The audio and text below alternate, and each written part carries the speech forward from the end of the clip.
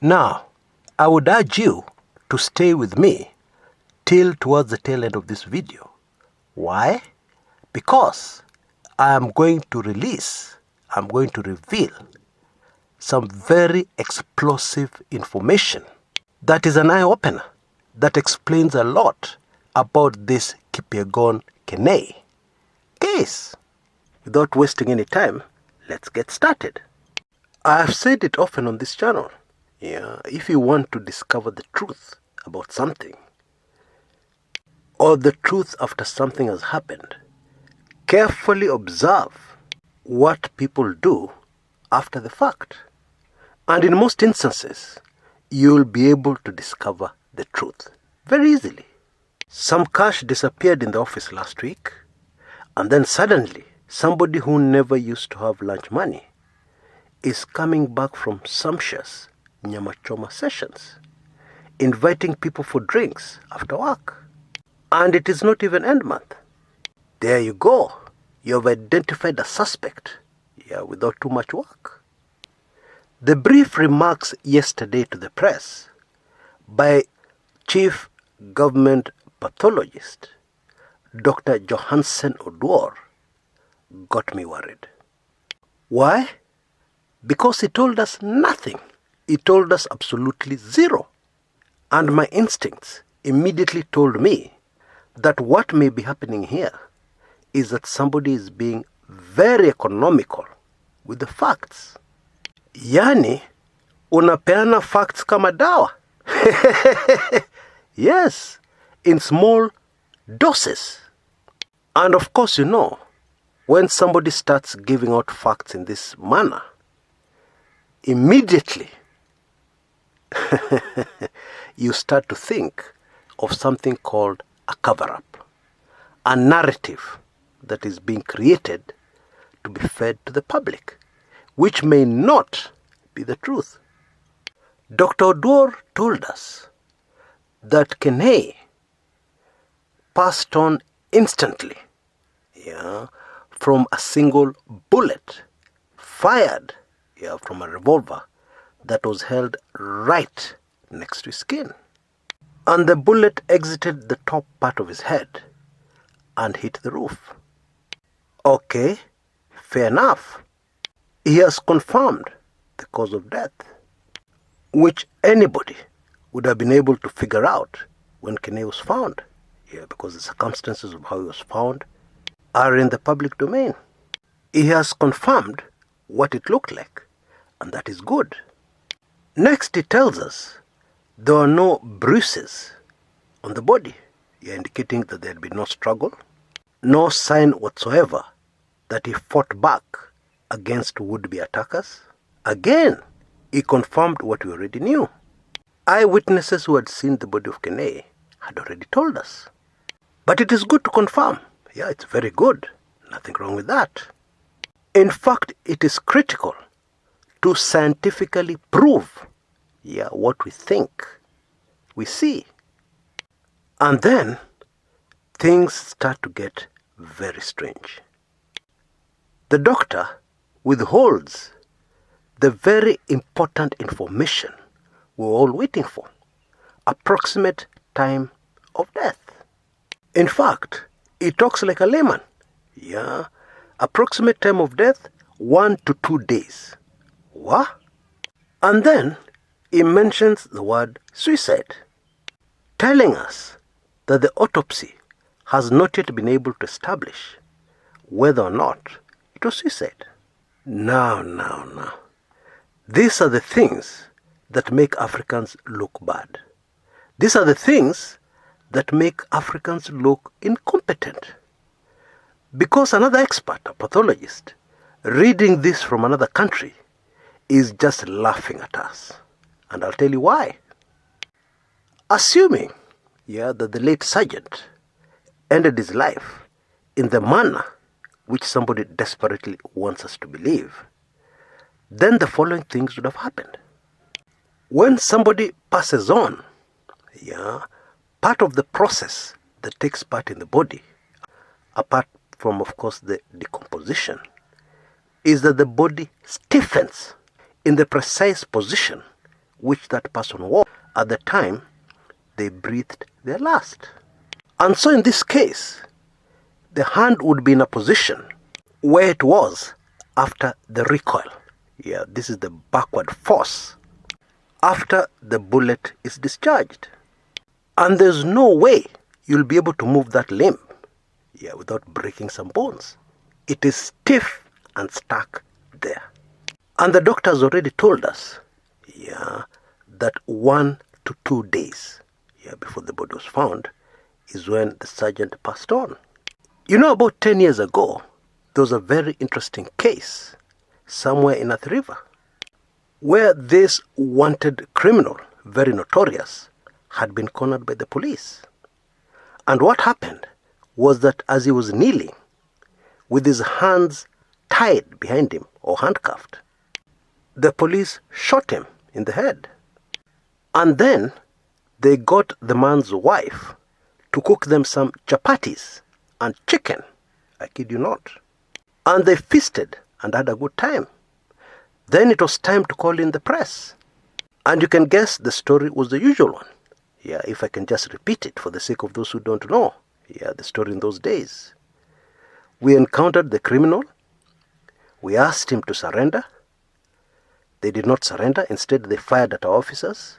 And my boys fired back. And so these cops gave the press that precise narrative. But there was a huge problem. This process I'm telling you of the body stiffening meant that the knees were folded, kneeling style. And the hands stubbornly remained behind. Handcuff position. And even without the handcuffs, you could see that there was no way this notorious criminal would have fired back at the police with his hands behind him. What the cops should have done before they had their chapati and chicken would have been to immediately take the criminal and stage the scene they wanted to sell. But when you let rigor mortis set in, it is too late. There's nothing you can do. So back to our current case. Had this been suicide, then the position in which the body was, whether it was moved or not, would have conclusively told us that it was suicide. And that is something Dr. Oduor would have been able to tell us. No signs, no scientific signs that somebody tried to move the limbs after rigor mortis. And therefore, simple logic, it could not have been suicide. Very simple. But while we're still there, let us completely rubbish this dream, this imagination, this blatant lie, which some people are trying to sell, of something called suicide. Number one, the seat on which the body lay was pulled towards the door, pulled back towards the door to reinforce it, so that it became very difficult to open the door. That is how they found Kenei. Which means, if you want to continue believing the ridiculous theory, the guy did what he did, and then he carefully pushed the chair backwards to block the door after the fact. What? Number two, and I'll use the example given to me, very good example by a friend of mine, which most Kenyans would understand. When you slaughter a chicken or a goat, for a nyama choma session, blood from the initial wound is a lot. And in fact, what you have to do is wait for this initial blood to ooze out until it ceases. And if it was suicide, it could only have happened at the spot where the body was found. Because after you take your own life, you cannot move your own body to another point.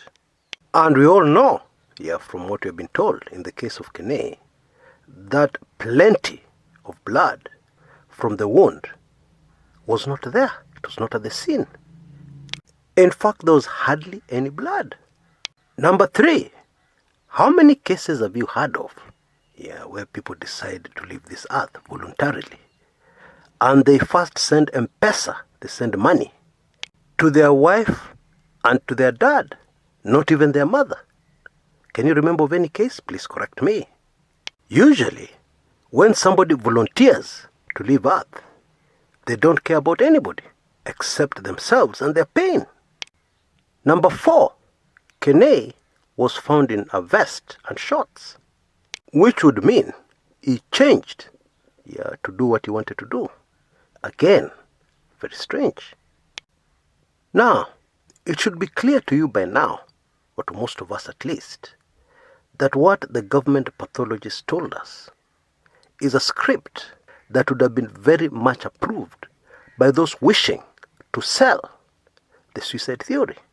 Because if you step back and look at what he told the press, it would seem that he was very careful. He was being very careful not to say anything that would discredit this theory of suicide that somebody is trying to sell us, which, by the way, investigators have already ruled out. Now, what I've done is that I've stepped back even further. And with all the information before me, I have come to an earth-shattering conclusion that explains that the people who did this were not complete fools, as it may appear. What actually happened is that something went terribly wrong. Now, we know for a fact that Kenei's neighbors had no idea where he worked. They just knew he was a cop. He was an administration police officer. That's all. They didn't know where he worked. And unfortunately in our country, APs take their lives all the time. So Kenei would have been found. He's an AP officer. And then of course the stage managed suicide. Body taken away. End of story. Maybe that story would have appeared in a small column in a newspaper somewhere. And that would have been the perfect crime. Nobody would have been any the wiser. But this is what went wrong. When somebody linked the said officer to the office of the deputy president. Hapo ndo maneno iliharibika. And it had a lot to do with the fact that the DCI were already investigating the Chesa case. Had this happened before the Chesa arrest and case, then we would not be having this discussion. Chances are high we would have just been told it's an AP officer, period. Maybe we wouldn't even have been told where he works. But even with the Chesa case ongoing, had things gone right, the body taken away from the scene, nobody makes a link with what is going on in the DP's office, or allegedly going on in the DP's office, it would have been a done deal. And I suspect, this is what those who did this were expecting. They were not expecting close scrutiny. Therefore the shot being discharged in the ceiling of the house was the icing in the cake, the final blow to prove hiyo ilikuwa suicide. Wachana na hiyo maneno. But fortunately, things went very wrong. Now in my latest weekly intelligence briefings, which is being released now, and if you remember, you should expect it latest tomorrow morning, I discuss this issue further. And I also include 2 very compelling theories of exactly what happened. You'd better not miss it. If you're not yet a member, no worries. We have a fabulous, fantastic offer ongoing, where you'll also get a copy of my ebook, which has sent ripples right across my forums, called The President's Lovers. All that for only $29.99, or Kenya shillings 2,999. You can see details on your screen right now. I highly recommend you go for it if you're not yet a member. If you're a member, prepare for a very explosive WAB number 30. Now, there's something else to do with this Kenei case that we can discuss here. It is rather obvious that giving us a more precise time of death of the late sergeant would have been able to rule out the suicide theory. Because, for instance, it would have told us the M-Pesa message sent at 7 in the morning on Wednesday was not from Bwana Kenei himself. Because it would have proved he was not alive then. But of course, by keeping it general, 1 or 2 days before the body was found is when death occurred. that keeps the suicide theory very much alive. Now, I'm sure most of you know that there are many ways of being able to establish the time of death and give us something more exact. For instance, the last meal eaten, the stage of digestion it had reached before the life of the subject was halted. And this is exactly what pathologists do. This should have come out very clearly. And that is the information the good doctor should have given us. Instead of being so general, 1 to 2 days. What does that even mean? Until next time, this is Chris Kumekucha.